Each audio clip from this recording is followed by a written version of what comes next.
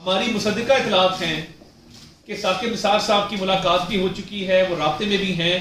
مختلف کیسز کی جو مینجمنٹ ہے، خصوصی طور پہ ٹیرین جیڈ وائٹ کا جو کیس ہے اسلام آباد ہائی کورٹ میں، اس حوالے سے عمران خان صاحب نے ٹاسک کیا ہے ثاقب نثار صاحب کو کہ وہ یہ کیسز ان کو مینج کر کے دیں، اور وکیلوں تک کو کہا جا رہا ہے کہ یہ کیسز آپ چھوڑ دیں.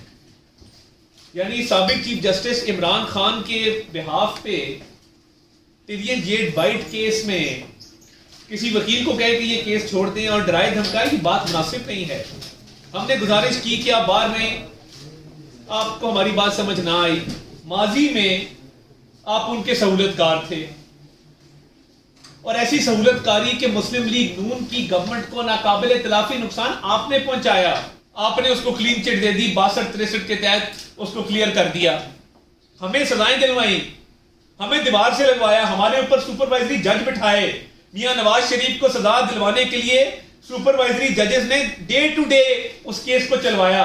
اور دوسری طرف ایک لاڈلا جو آج بھی عدالتوں کو للکارتا ہے، کھڑا ہوتا ہے اور کہتا ہے کہ میں وارنٹ ہوں، بیل ہو، جو مرضی ہو، میں اپنی مرضی کروں گا، اس کو آپ نے سہولیات فراہم کی اور اس کے سہولت کار بنے رہے.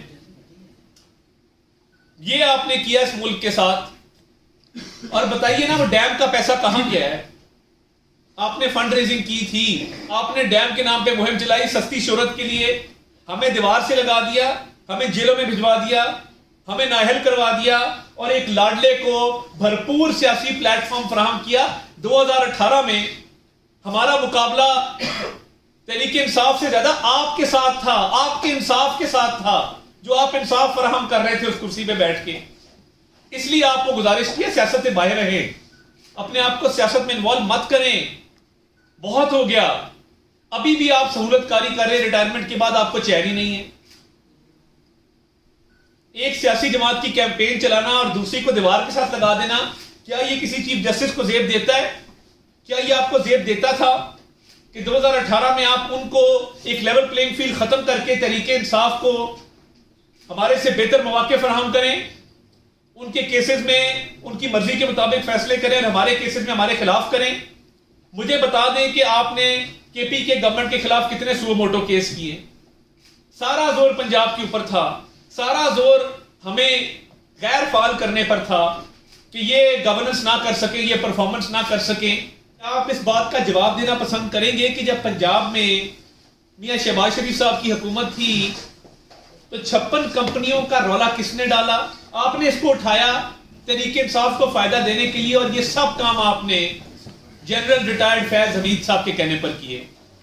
آپ کا اور جنرل فیض حمید کا ایک گٹھ جوڑ تھا، جس کے نتیجے میں آپ نے ہماری گورنمنٹ کو ٹف ٹائم دیا. شیخ رشید صاحب کی انتخابی مہم آپ نے خود جا کے چلائی پنڈی میں، ان کو گاڑی میں ساتھ بٹھا کے ان کے ساتھ آپ نے وزٹ کیے نہیں کیے. الیکشن میں فائدہ دینے کے لیے ہمارے سارے ترقیاتی کاموں کو آپ نے رکوایا. شیخ رشید کی کیمپین چلائی، پھر کہا کہ تشہیر ہوتی ہے، شہباز شریف کی تصویر والے ایڈ نہیں لگنے چاہیے، شہباز شریف کی تصویریں مٹا دو. کیا پرویز خٹک کی تصویریں مٹی؟ کیا صحت کارڈ کے اوپر سے پی ٹی آئی کا جھنڈا ختم ہوا؟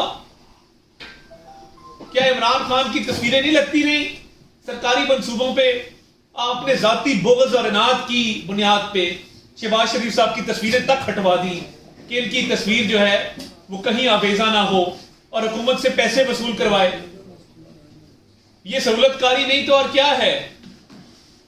آپ نے سہولت کاری کی انتہا کی. یہ سہولت کاری اپنی انتہا پہ تب پہنچی جب میاں نواز شریف صاحب کو آپ نے نااہل کروایا.